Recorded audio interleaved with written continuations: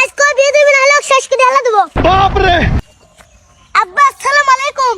ওয়ালাইকুম আসসালাম ওয়া রাহমাতুল্লাহি ওয়া বারাকাতুহু। বেটা কিছু কইবে নাকি কও?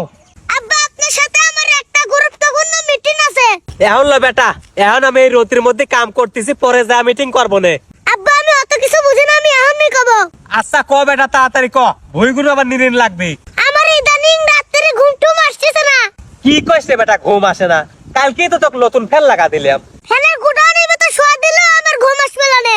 তে এখন কি করা লাগবে রে বেটা? আব্বা আমি একটা কথা কই। কি কও বেটা ক?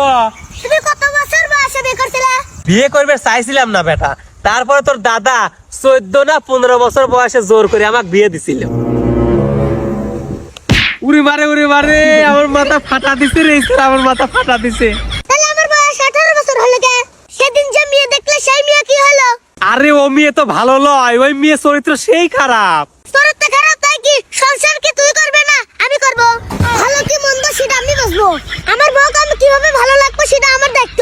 তোমাকে আমি আজকে হুমকি দিয়ে গেলাম, 2 দিনের মধ্যে যদি বিয়ে না দাও তোমার খবর আছে। বাপ রে। কথাটা মাথায় রাখো।